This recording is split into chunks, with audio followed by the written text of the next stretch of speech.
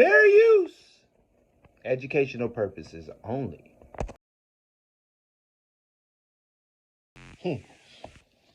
Good day. They think they slick. Slicker than a can of oil. But God's people are slicker. And we must be wise to these types of deceptions. Okay? So Revelation chapter 12 verse 9 says, so the great dragon was cast out, that serpent of old, called the devil and Satan, who deceives the whole world. He was cast to the earth, and his angels were cast out with him. Okay, so we understand who else is here on the earth, the adversary. All right. Now we also understand from Matthew chapter 4, when Jesus Christ was led up on an exceedingly high mountain and Satan tempted him.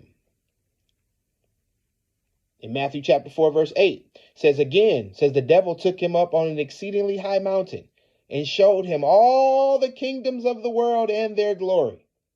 And he said to him, all these things I will give you if you will fall down and worship me. Then Jesus said to him, away with you, Satan, for it is written, you shall worship the Lord your God, and him only you shall serve. But we also understand that this is the mechanism that is used for humans also. And a lot of humans take the bait.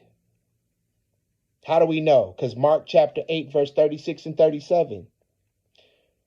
For what, it says, will it profit a man if he gains the whole world and loses his soul, his mind, will, and emotions?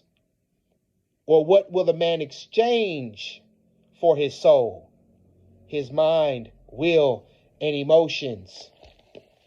There's an exchange that happens. So the Bible also says in Amos chapter 3, verse 3, can two walk together unless they are agreed? Think hard about that. Can they walk together unless they are agreed? They are agreed in unison in some way or fashion. So, Ephesians 5 and 11, it says, and have no fellowship with the unfruitful works of darkness, but rather expose them. So let's expose them. Well, as we end things here at Funky Friday, when I say all together, Mr. Jason, we're going to say one love. When I say all together, we're going to say one love. I would have loved to have a question from the crew today with certain individuals, but that's going to have to wait. Yes, sir. As we end things here at Funky Friday, when I say all together, we're going to say one love. When I say all together, we're going to say one love. When I say all together, we're going to say what? One love. All right. It's going to look similar like this. We got your camera, or my camera right here, your camera right here, our camera right here. It's going to be one finger, and we're going to add the pinky, then add the thumb. And when I say all together, we're going to say what? One love. You ready? Here we go. One finger. You got to do it with me, brother. That's just the sign of love. Okay, so I hear you. Can I share something else, please? This symbol is called Mana Canuno. It's a satanic salute as well. Google it. All right, brother dropping knowledge. Did y'all hear that? He said Mana Canuno. So the Bible says, 1 Thessalonians 5, 21 and 22, test all things, hold fast to what is good, abstain from every form of evil. That's what's up. Thank you, brother. So let's Google it.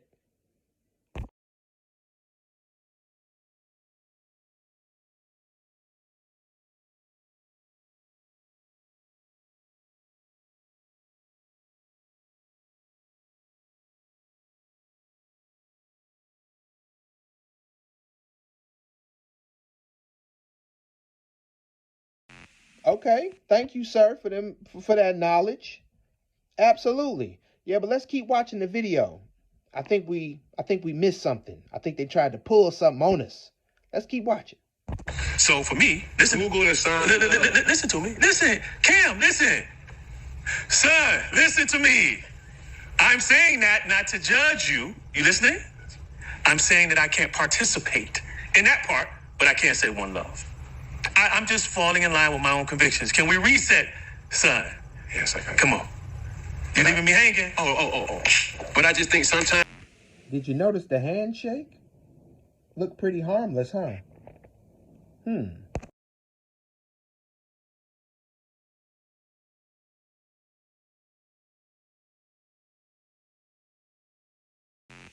you peep the placement of the handshake?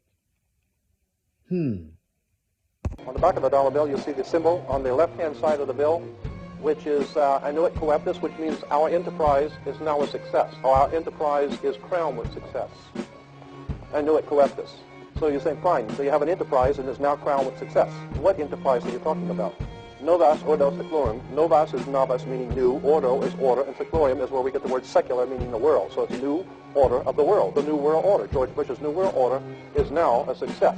Bill, you've heard an awful lot of dramatic speeches and seen dramatic moments in times of great gravity for the nation. How would you assess this evening? This was a stirring address, in my view, shorter than his father's speech when he announced the New World Order, shorter than his father's speech when he announced the New World Order.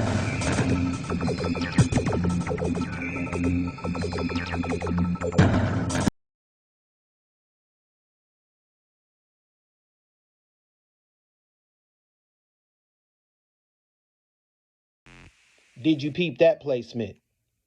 That was President Reagan. And I couldn't notice the other person, but I definitely noticed President Reagan. Did you peep that? Oh, okay.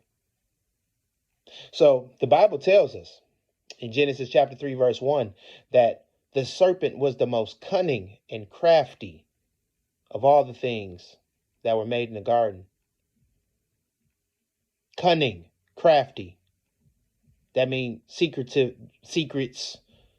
doing things that in fraternal or brotherhood or secret society type things, occultic. Then also we see in 2 Corinthians chapter 11, verse 13 through 15 says, "For such are false apostles, deceitful workers transforming themselves into apostles of Christ. And no wonder, for Satan himself transforms himself into an angel of light.